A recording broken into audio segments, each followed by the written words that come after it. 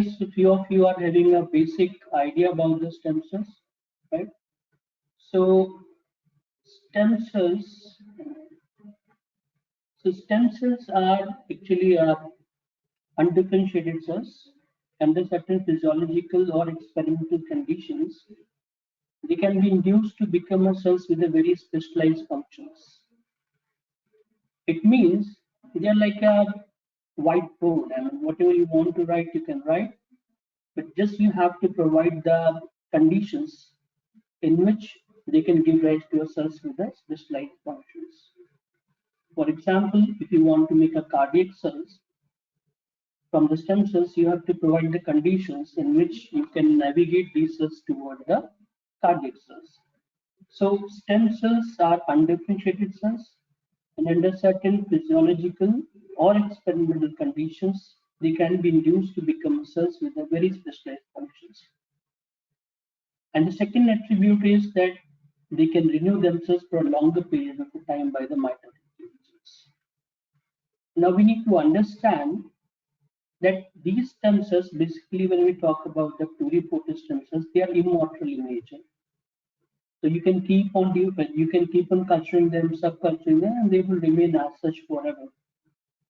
So it means they have the self-renewal capacity.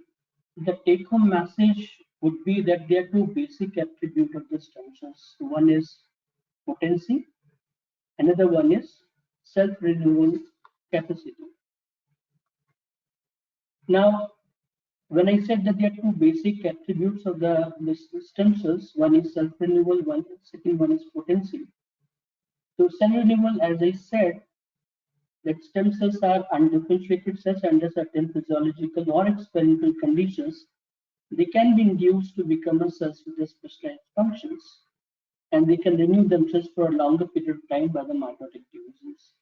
It means they have the ability to go through the neural cell divisions, but they have to maintain themselves in an undifferentiated state. That's very important.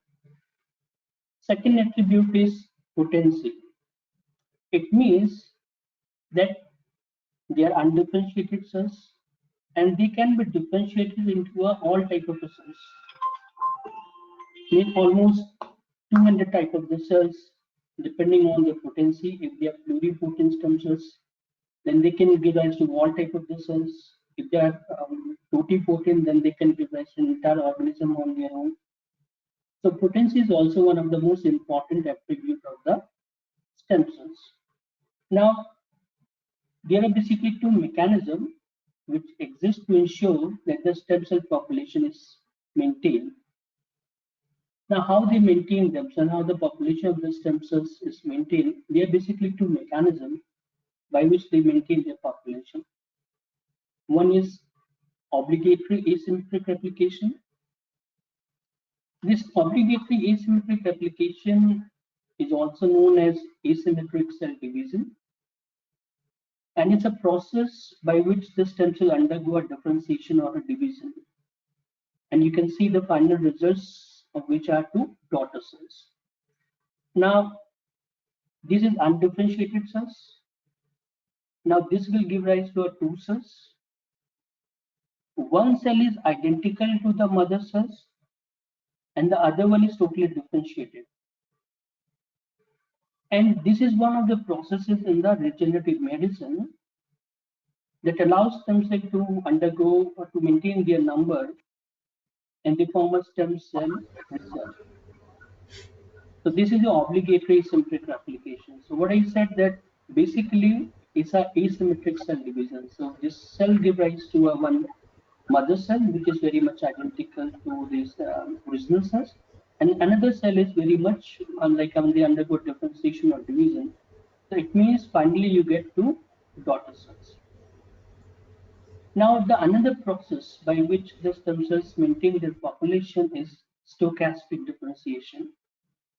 So stochastic differentiation, it's a process in which the stem cells undergoes division, giving rise to two daughter cells that are differentiation. Let's see how it goes. You can see there are two cells, both are undifferentiated cells. So now this stem cell will undergo a differentiation. It will give rise to two daughter cells that are differentiated. differentiated. But another stem cell will undergo mitotic division, and it will produce a two stem cells which will be identical to the original. So that's how they maintain their population.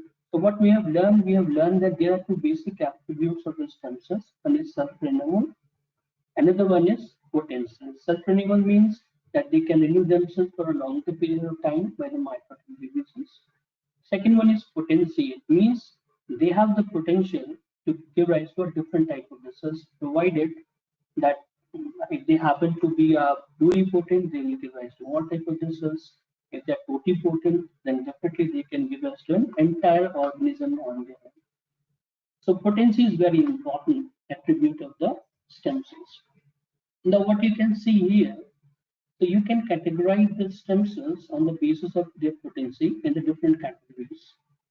Like one is totipotent, pluripotent, multipotent, and the unipotent.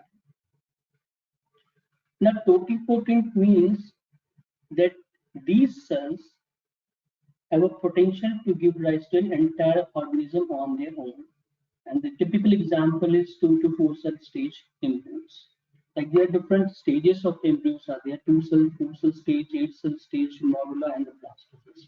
At a very early stage of the embryo, when they are 2 cell or 4 cell stage, if you will isolate those cells, I mean, like technically you cannot do it in vitro conditions, but in vivo, somehow if these two blastomeres at the 2 cell or the 4 cell stage is separate, then each blastomere will give rise to an individual.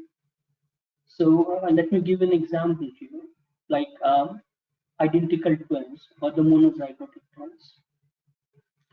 Now, what happens when you get the monozygotic twins? At the 2 cell stage here, cell stage embryos. So each embryo or each cell is known as the blastomere. Somehow these two blastomere will get separated for some reasons. Then each blastomere will give rise to an entire organism. So that's how you get the monozygotic twins. But the fraternal twins are very different. Right? The two oocytes are fertilized with the two separate sperms. That's how you get the fraternal twins. But blastomeres are the typical examples of the pluripotent cells at the 2 cell and the 4 cell stage embryos. Now the second potency is pluripotency. So pluripotency means they are undifferentiated cells, and definitely they can give rise to all type of the cells under certain physiological or experimental conditions. So in your body, you have almost 200 type of the cells. If you will provide a condition specific to that particular germ layer, then definitely they can give rise to that specific germ line. Now here you can see that the example which we have given here is ICM cell. That is the inner cell mass of the blastocyst. So what I said, there are different stages of the embryos, like 2 cell stage, 4 cell stage, 8 cell, and then you have the morula, and then you have the blastocyst. So the first differentiation takes place at the blastocyst stage, where you get two types of the cells. One is inner cell mass, and another one is trophectodermal cells. And what is the fate of these cells? So trophectodermal cells, they give rise to a placenta, and then inner cell mass, that is ICM cells, what they do, they give rise to an entire organism. Now see the difference between the totipotent and the pluripotent cells. Even in case of the pluripotent cells, the blastocyst has the ability to give rise to an entire organism. But here the ICM cells are taking the help of the trophectodermal cells. Without trophectodermal cells, ICM cells cannot give rise to an entire organism. So if you will isolate the ICM cells from blastocysts, if you culture them in a conditions which is very much appropriate to keep the cells in a non-differentiated state, you will capture the embryonic stem cells. So it means the source of the embryonic stem cells are the inner cell mass of a blastocyst. Then you have the multipotent stem cells. So multipotent stem cells can give rise to quite a few type of cell lines, but they cannot give rise to all types of cells. So the typical example would be mesenchymal stem cells, hematopoietic stem cells. Then you have the unipotent stem cells. Unipotent stem cells means they can produce only one cell type of their own. So the progenitor cells or the stem cells are the typical example of a unipotent pluripotent stem cells. So let me summarize what I've said. So on the basis of potency, you can categorize stem cells into different categories like totipotent, pluripotent, multipotent, and the unipotent. Totipotent means each cell or the totipotent cells have a capacity or a potential to give rise to an entire organism on their own. While the pluripotent stem cells, they can give rise to all types of the cells, but they cannot give rise to an entire organism on their own. While multipotent means they can give rise to they can differentiate into quite a few types of cells, but they cannot give rise to all types of cells. Unipotent means progenitor stem cells or the adult stem cells. They can produce only one cell type, that is their own type of a cell. Now, if you will see the diagrammatic presentation of what I said, you can see the totipotent cells. Totipotent cells means if you have the two-cell stage embryos, you can isolate the blastomeres, and then these blastomeres have the potential to give rise to an entire organism. Pluripotent stem cells. So you have this blastocyst. The first differentiation takes place at the blastocyst stage. What you get that blast or maybe a trophectodermocyst. Then you get your ICM cells. If you will isolate these ICM cells or the inner cell mass, then in vitro conditions you can capture the embryonic stem cells, right? So it means the embryonic stem cells are pluripotent stem cells. And another example would be the induced pluripotent stem cells. So induced pluripotent stem cells are also, I would say, the pluripotent stem cells. And you can take a somatic cells, you can induce the pluripotency in a somatic cell by the ectopic expression of a certain factors. We will go into that. So iPSC and embryonic stem cells are the typical example of a pluripotent stem cells.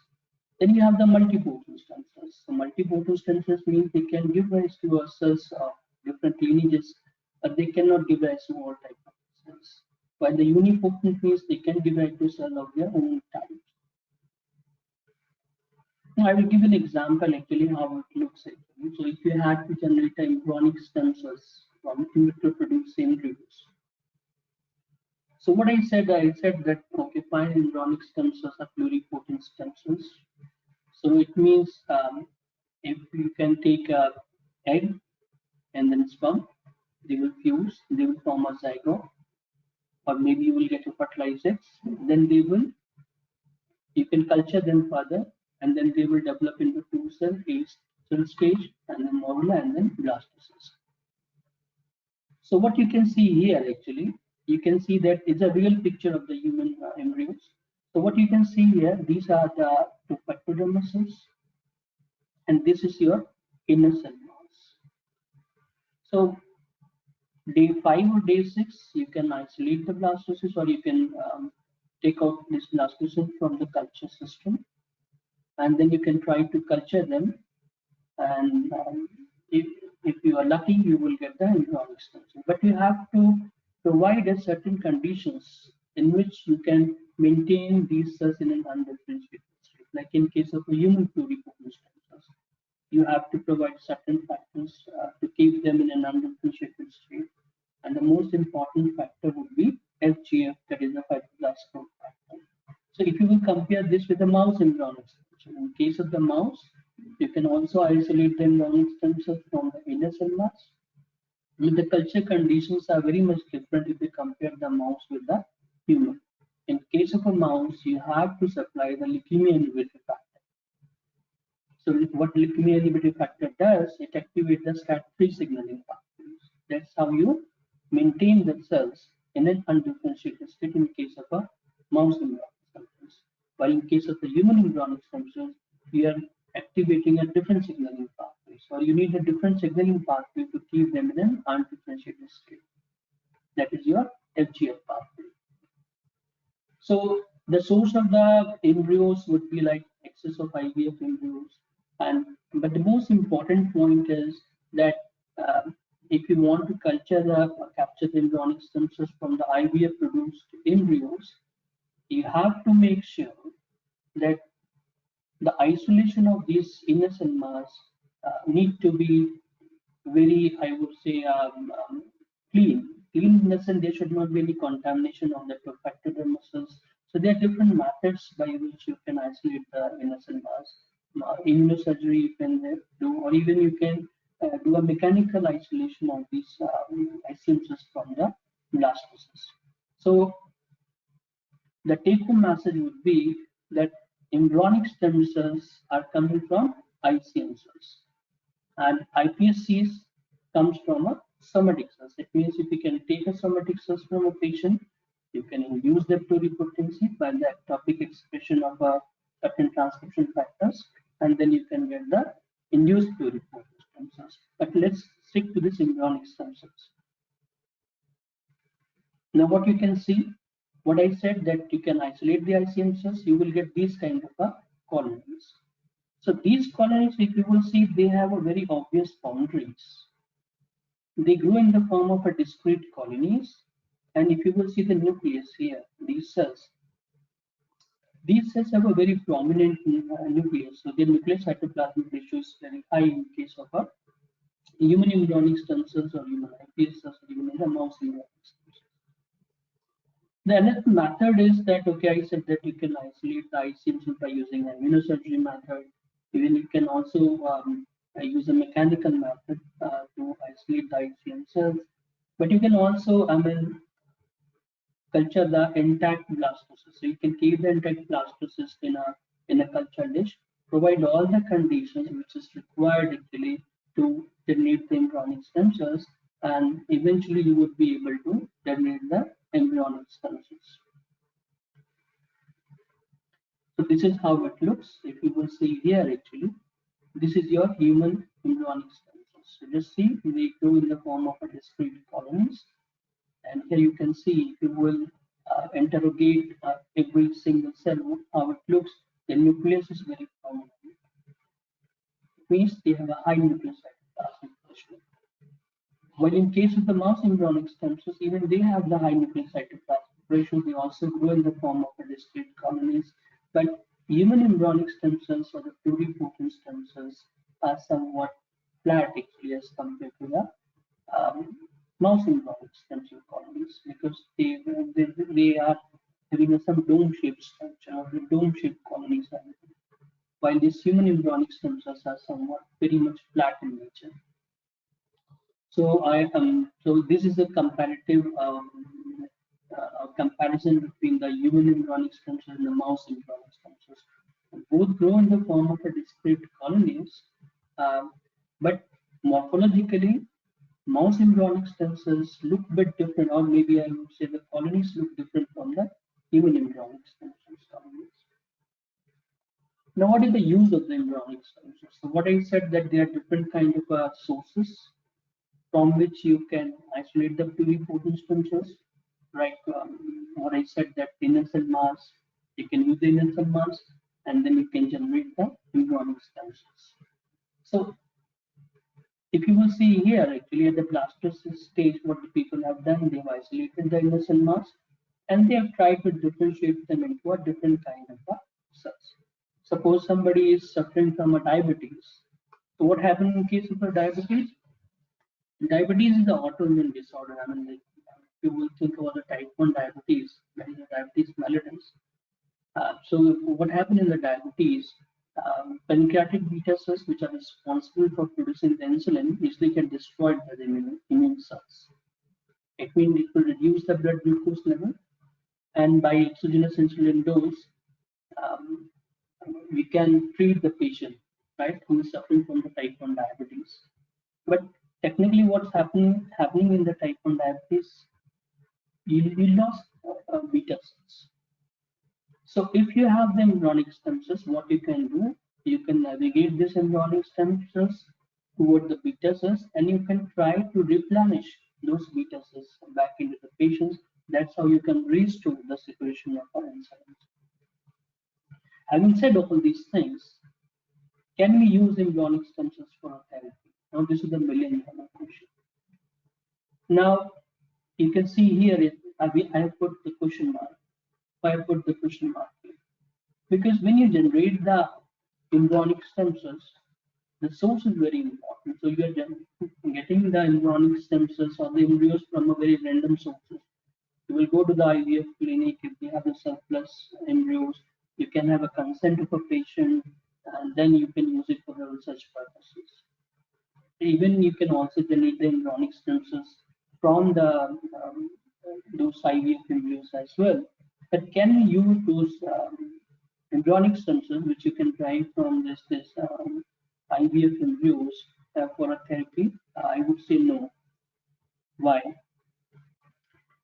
Because just see, I mean, if it's coming from a very random embryo, you don't know the background. If you will transplant back into the patient, maybe this patient is suffering from a diabetes, maybe say diabetes, type 1 diabetes. It means what you want.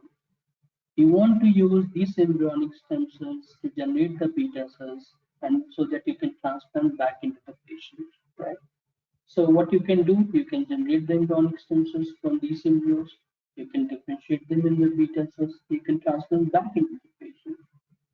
But the problem is that the system of the patient or the body of the patient is not going to accept these cells because this is coming from a random embryos.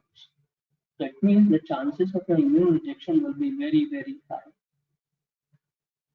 So that's why people have done a lot of work on embryonic stem cells. People have generated different kind of cells. But therapeutic uses of embryonic stem cells, I would say it's a very limiting factor. I mean, again, the immune rejection would be a limiting factor to use these cells for a therapy. What is the other approach? What else you can do? Now, if you will see here, actually, this is a kind of a therapeutic one. So the second approach would be very simple. You can take a oocyte. You can remove the nucleus of the oocyte. This is your enucleated egg. And suppose the patient, I mean, we were talking about the patient in the last slide. Maybe this guy is suffering from a diabetes. So what you can do, you can isolate the somatic cell, maybe any somatic cell, diploid somatic cells from the body, skin, bone marrow, whatever is convenient. Then you can transfer these diploid cells back into the enucleated oocyte, right? So this is a cloning actually. So I'm telling you a bit about the cloning. So what we are doing, we are taking a oocyte, a donor oocyte. You have to just remove the nucleus of that oocyte. You can designate this as an enucleated oocyte. Then you can take the cell of a patient who is suffering from a diabetes, because at the end of the day, what you want to generate the beta cells for the patient from your this ICM cells, embryonic cells. So you can transfer this somatic cell of a patient into the enucleated oocyte. Then you have to give some pulses. Then you have to add some chemicals like calcium iron 4 and the dimethylpurine, and what you will get, then you can culture that particular representative zygote further into the morula, towards the morula, and eventually you will get the cloned embryo that will be your blastocyst. Now you can isolate the ICM cells of this blastocyst, and then you can culture further these ICM cells, and you will be able to get the embryonic stem cells. And these embryonic stem cells can be differentiated into a different kind of cells, but right now you're interested in the beta cells. So what you can do, you can navigate them, you can provide certain specific molecules which will help you to navigate these cells towards the beta cells. So this is doable. I mean, this is logical. I mean, because there won't be any immune rejection if you will transfer these cells back into the patient. Why? Because somatic cells is coming from the patient itself, right? The chances of the immune rejection would be nil. So this second approach seems to me more logical than the first one, because in case of embryonic stem cells, the problem was immune rejection. That you were getting the cell induced from a very random person, you were getting the embryonic stem cells, and then you were able to generate the beta cells. With the transplantation of those cells back into the patient for a question mark. But here there is no problem with the cells. You can generate the embryonic stem cells, you can differentiate them into type of cells you're looking for, you can transfer them back into the patient. So it's doable. It's like, so there won't be any chance of immune rejection. Now, this process is very demanding. And it's technically, it's very much similar to what you do in case of a human cloning. Like you might have heard about the cloning, like dolly sheep. So people clone the dolly sheep, so they use the same method to clone the dolly sheep. So instead of destructing the embryo as a blastocyst stage, what they did, they put this blastocyst back into the surrogate mother, and that's how they got the dolly sheep. So this concept is very much similar, but in case of a human, first thing is ethical issues are there. Second thing, the most important part is that efficacy or the efficiency is very, very low. But not many people have, nobody has tried this. But there was one scientist in the South Korea who claimed that he generated 11 cloned human embryonic stem cell line by using this method. So the name of that scientist was Wang. So he was from South Korea, PBS National University of Seoul. So what he did actually, he claimed that he used the same method what I was showing you in this slide, that he also claimed that from different patients, like from 11 different patients, he isolated the cells, somatic cells. He transferred those cells into the 11 different enucleated oocytes. So in that process, he got 11 blastocysts. Then he isolated the ICL cells of all the 11 blastocysts, and then he cultured them or tried to capture them, the embryonic stem cells from the different, maybe 11 blastocysts. And eventually, he claimed that he got 11 clones and lines. So this was the major breakthrough, and people realized that okay, maybe this is the answer to all the problems. That if you can do this, you can generate the embryonic stem cells from the patient itself, and there won't be any chance of a immune rejection. So he was like a rock star, and if you will see these stamps and everything, people were appreciating him, and then they were saying that okay, and like way back in 2004 and 5, people were suggesting that this is one of the biggest achievement or the big scientific breakthrough in the last few decades. So he was getting all the attention, but all of a sudden what happened? That some of his colleagues, what they did actually, they revealed that he never had those cell lines. So he was actually fraudulent. He never cloned any cell line, he never got those cell lines. And when people did the investigation, people came to know and they realized that whatever he claimed, he actually published these articles in the Science Journal, and it got retracted actually on 12 January 2006 because he compromised the academic integrity. Number two, whatever the claim, what he had in that time, all turned out to be a false claim. So he used to be called the pride of the Korea and South Korea, and eventually it turned out to be like a fraudulent. So it was the biggest letdown in the scientific fraternity. People had hopes. People were expecting that once they will get this kind of, once they will optimize all these protocols, they would be able to get the cell lines from the patient itself. Then they can generate the cells from those embryos or those embryos by using protocol or the method which he has used, and then they can treat almost all the diseases which can be cured by using a stem cell technology.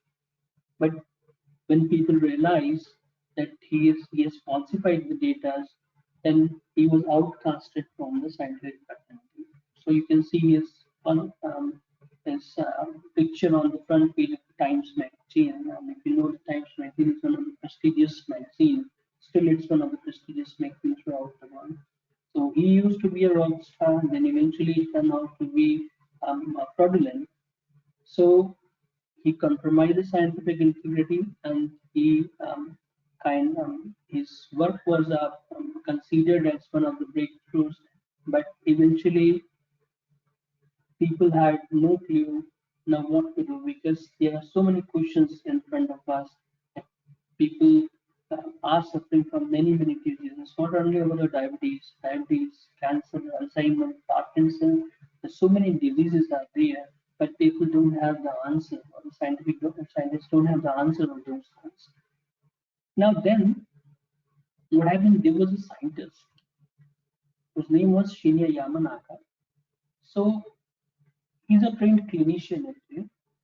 He's an orthopedic surgeon, a trained orthopedic surgeon. So what he did actually, he said that okay, fine. Instead of isolating the embryonic stem cells from this ICM cells, or maybe by using the cloning method, can we induce the pluripotency in the somatic cell itself? So somatic cells are like terminally differentiated cells, but he had an idea in his mind that can we revert them back to the embryonic state? So what he did actually, he used certain factors, so the cocktail of the factors, which are also known as Yamanaka factors, like F4, SOX2, NANOC, KLF4. And what he did is transfected murine embryonic fibroblasts with these factors. And eventually he was able to generate the cells or the colonies which were very much similar to the embryonic stem cells. Now he did it in the mouse, and again he tried the same thing in case of the humans. So he published these two papers in the Cell, and then in case of a human, he was able to actually generate the human iPSC, or the induced pluripotent stem cells, which was similar to the human embryonic stem cells. If you will see this morphologically, even the human iPSC grow in the form of a discrete colonies. If you will investigate these cells individually, what you can see that even these cells have a high nuclear cytoplasmic ratio. So he and his postdoc Takahashi were able to generate the induced pluripotent stem cells from the terminally differentiated cell, that is the somatic cells. Now, what he showed actually is very important. So if you can do this, then there won't be any issues with this ethical issues. There won't be any issue of the immune rejection, because what you can do, you can take the biopsy of a patient, or maybe somatic cell of a patient. You can induce that pluripotency. You can generate these cell lines or the induced pluripotent cell line. Somebody is suffering from diabetes. I'm giving an example of diabetes so that we can have a consistency. In case of a diabetes, type 1 diabetes, people lose beta cells. So if you can generate the beta cells from these iPSCs, then it's wonderful, and then you can transplant these cells back into the patient who's suffering from a diabetes. So there won't be any ethical issues. There won't be any immune rejection. So Yamanaka, what he did actually, he came up with this very unique idea. But he did not get this idea out of blue. So there is a background actually. So I will tell you exactly from where he got this idea of generating the iPSC or the induced pluripotent stem cells from the somatic cells. So you see the difference. I don't know whether you lost or you are with me. So if you will compare actually this iPSCs with the embryonic stem cells, let me summarize what I said so far. So what I said, pluripotent stem cells mean they can give rise to all types of the cells. Again, depending on the type of conditions we are providing them. So if you compare the embryonic stem cells with the iPS cells, the only difference is their sources. The embryonic stem cells are coming from the stem cell, that is the inner cell mass, while this iPSC or the induced pluripotent stem cells are coming from a somatic cell. This means you can take a biopsy of a patient, you can make a cell line, that is somatic cell line, Then you can induce the pluripotency by transfecting certain factor in the somatic cells. Then you can generate the iPS cells, and then you can differentiate them into beta cells, and then beta cells can be transplanted back into the patient. Right? So I guess the destination is same, that we have to transplant these cells back into the patient, but the sources are different. That's why the embryonic stem cells have some limiting factor because of the immune rejection issues and ethical issues as well. If you go to the European countries, the cloning is banned. Even the work on the embryonic stem cells has been done in many countries because they believe one embryo is equal to an individual. If you're destroying one embryo, it means you're killing an individual. So Yamanaka, for his discovery of iPS cells of the induced pluripotent stem cells, got the Nobel Prize or shared the Nobel Prize with Sir Gurdon in 2012 in Physiology and Medicine. Now, what I said that he did not get this concept from, out of blue. So what he did actually, he revisited some of the experiment done by the Sir Gurdon. I don't know whether you remember Sir Gurdon. So Sir Gurdon, let me show you this. Let me go to this slide first. So Sir Gurdon in 1958, what he did actually, he at the University of Oxford, what he did actually, he did a small experiment of cloning. So he actually isolated the eggs from the frog, and then he enucleated those oocytes. Then he took the donor cell or the cells or the somatic cells from the epithelium or maybe from the intestine of a frog. Then he transferred that particular somatic cell into the enucleated oocyte of the frog. And he was able to generate the clones. And eventually he got the tadpole by using the cloning experiment. Now, what kind of knowledge he gave us from this experiment? He provided the key that somatic cell can be reprogrammed back into the embryonic. That means when you put the terminally differentiated somatic cells back into the ooblast, there are certain factors in the ooblast. Ooblast means in the cytoplasm. The oocyte cytoplasm is known as ooblast. We will put the somatic cell, a terminally differentiated somatic cell, into the ooblast. What will happen? It will there are certain factors in the ooblast which will help these terminally differentiated cells to get reprogrammed back into the embryonic state. So Yamanaka got the clue from this experiment that a terminally differentiated cell can be reprogrammed back into the embryonic state. So from this experiment, he actually took the, I would say, a kind of knowledge from this experiment, and he tried to do the same thing with the somatic cells. So instead of putting the somatic cell into the ooblast, what he did actually, he provided certain factors into the somatic cells which helped them to reprogram back into the embryonic state. So this is how we generated the iPS cells. That is an induced pluripotent stem cells. So induced pluripotent stem cells means you can take a biopsy from a patient, maybe from any individual, and then you can isolate these cells, or you can make a cell line, and then you can try to transfect these cells with certain factors, which are known as Yamanaka factors, SOX2, OCT2, KLF2, C-mix, and you would be able to generate the induced pluripotent stem cells, which behave like an embryonic stem cells. Then you can culture the iPS cells in the lab, you can maintain those iPS cells, you can make some stock. So then if you want, you can differentiate them into different type of cells you are looking for. Now see the difference. The iPSCs and then embryonic stem cells. So in case of induced pluripotent stem cells, there is no need for the embryos. While in case of embryonic stem cells, the problem was that you had to destroy the embryo to get the cell line. So that's why the induced pluripotent stem cells have quite a few advantages over the embryonic stem cells. Having said all these things, the major advantage would be that these iPSCs are not going to give rise to any immune rejection if you will transplant back into the patient, right?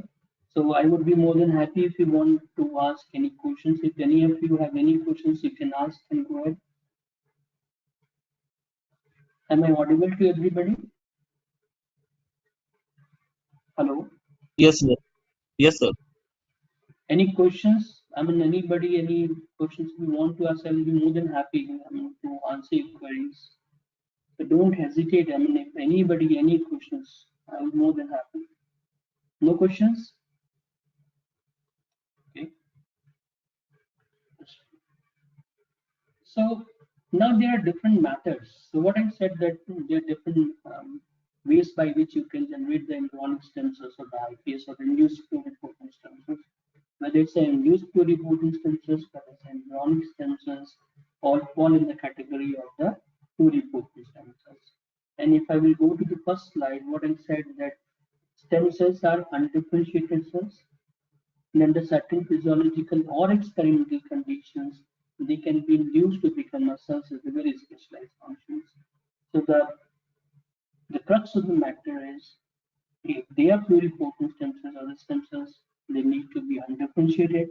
And how they will remain undifferentiated? They, they keep themselves undifferentiated by using, I would say, there's a loop mechanism is there, so I will also teach you those things as well. But self-renewal and the potency are the two major attributes and important attribute of the pluripotent or the stem cells. Self-renewal means they can renew themselves for a longer period of time by the mitotic divisions. Then we also discuss that there are two ways, there are two mechanisms which exist to ensure that the stem cell population is maintained. One was obligatory asymmetric application, another one was stochastic differentiation, right? Now, then coming back to the iPS cells. Now we have the iPS cells in our hand, and what we said that they are pluripotent cells. It means you can get the type of the cells you're looking for. So it means there are different ways, there are also different methods by which you can generate the induced pluripotent stem cells. But if you want to use these cells for a therapy,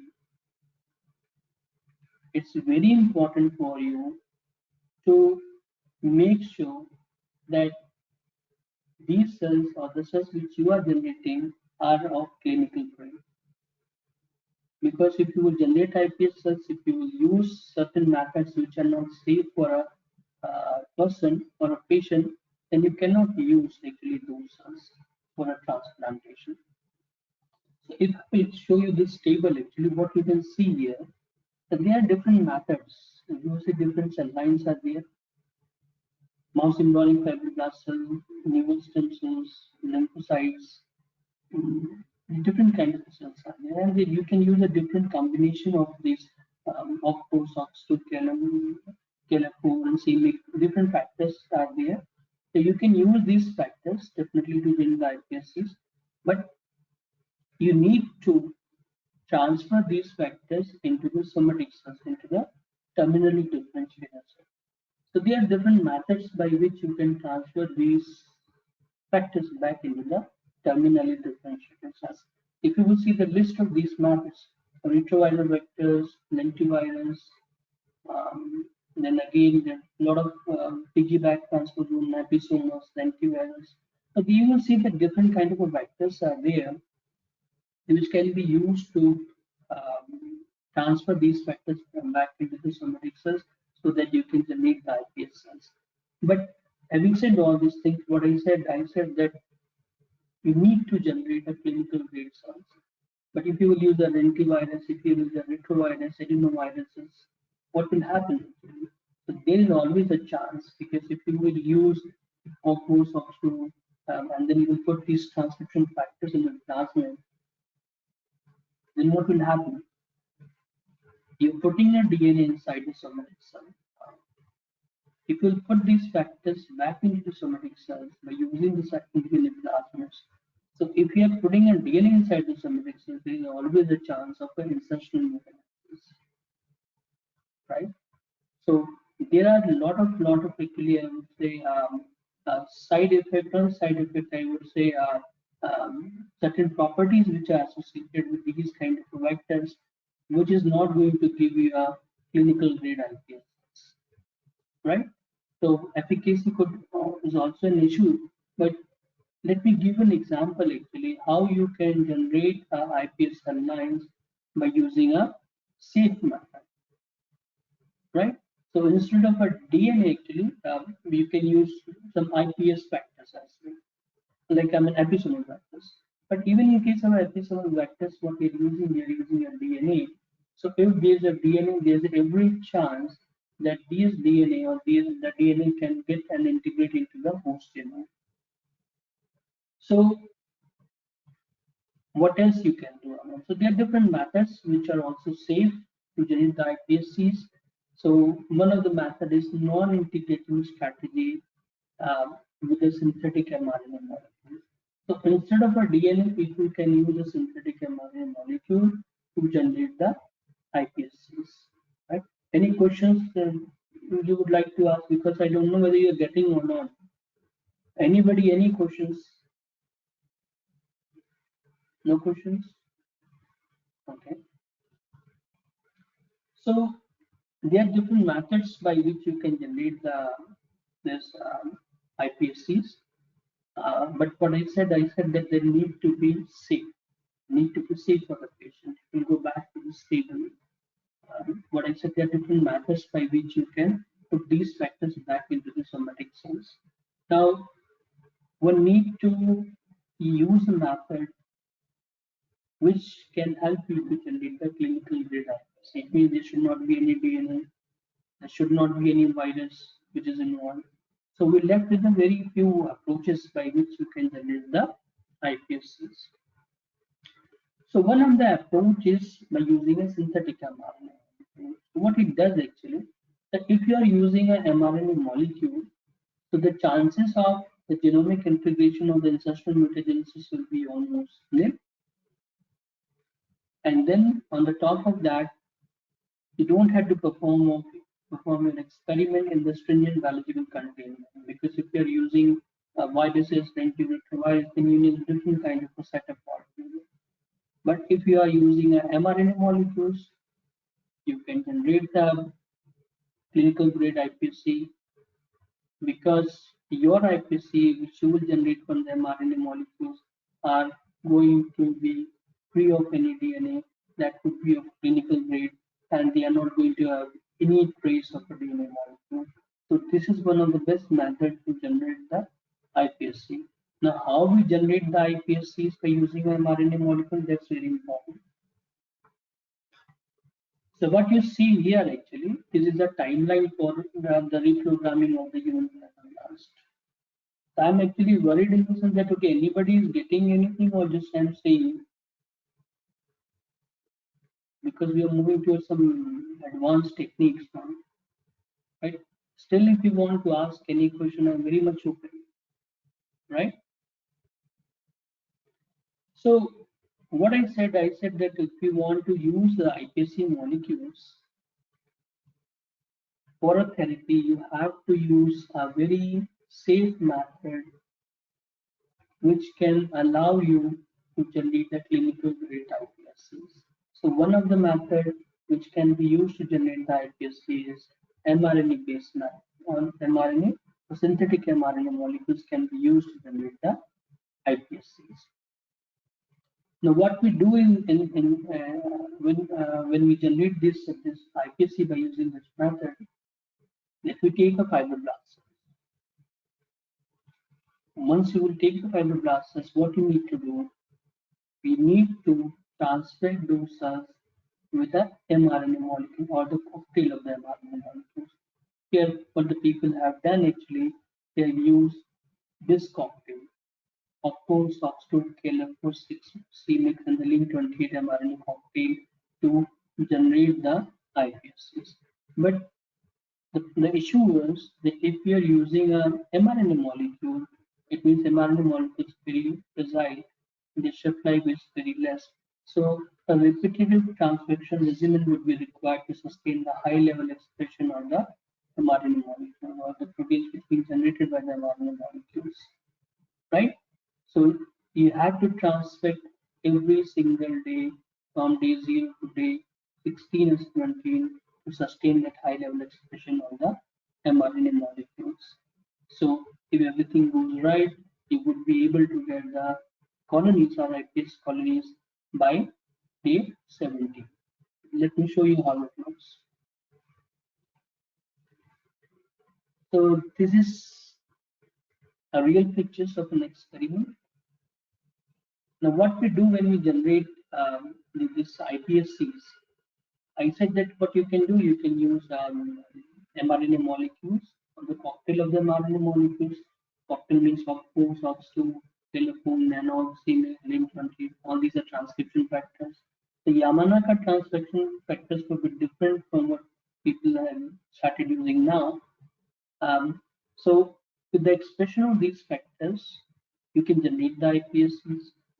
So what people do actually for this, so you have to take a target cell. Target cells means suppose if you have a fibroblast cells or any epithelial cells, uh, so whatever the cells you want to convert into the iPSCs, that can be designated as a target cells. Now you can use the target cells or you can use fibroblast cells as target cells, and you have to seed these target cells on some substrate. Now, when I say substrate means that okay, that will help you to that substrate will allow these cells to get anchored. So in this case, what we have used murine embryonic fibroblasts. So you have to seed the target cells on the murine embryonic fibroblasts, but if you will use murine embryonic fibroblasts as a substrate, there is a possibility that they might supersede the growth of your target cells. So the trick is that you have to inactivate the substrate. And how you will inactivate the substrate? It's very simple. You can take a murine embryonic fibroblast cells. You can treat them with a mitomycin C. So the idea is to inactivate these cells. So they will remain alive, but they won't be able to multiply. So whatever the feeder layer, or they are also known as feeder layer. So what you have to do, you have to take the murine embryonic fibroblasts. You have to inactivate those murine embryonic fibroblasts by using a mitomycin C, and then you have to seed your target cells. What is the advantage of using a murine embryonic fibroblast as a feeder layer?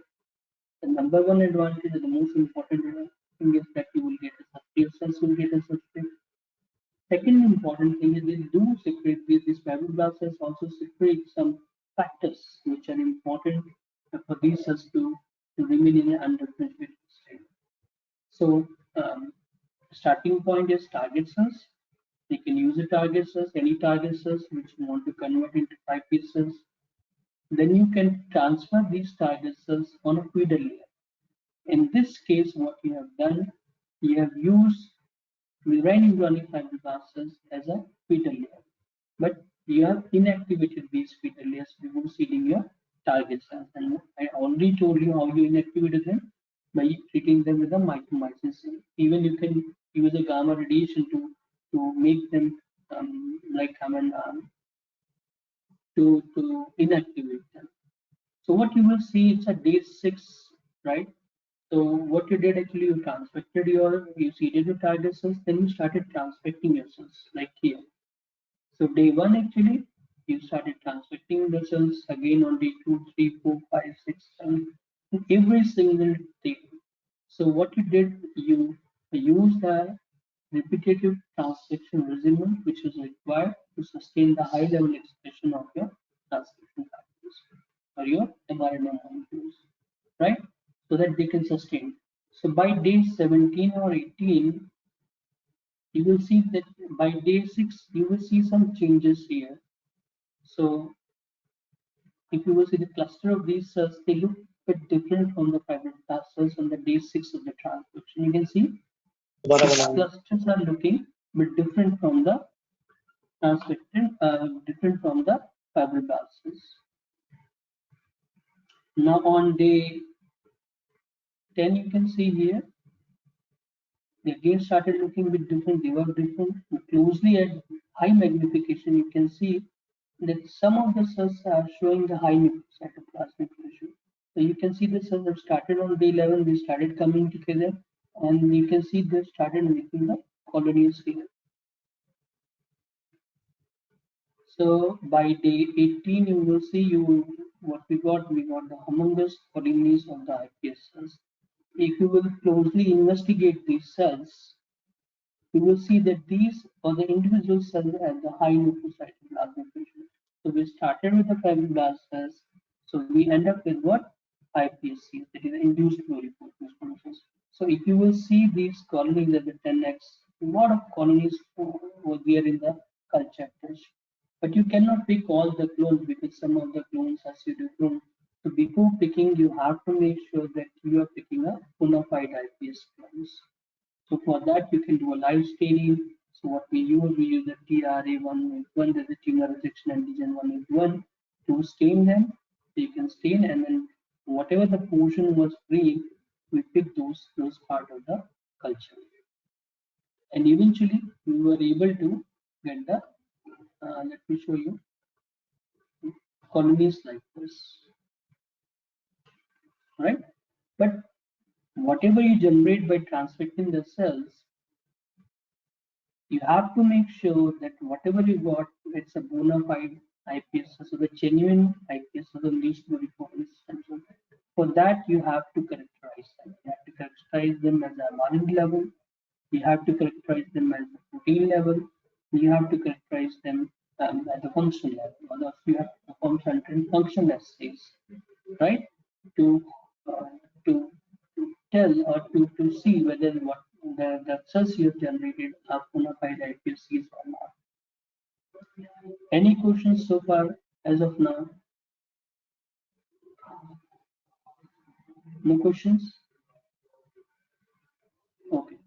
So what we will do actually, so today the first class, so I thought maybe it's 1 hour is more than sufficient so that you can absorb everything, right?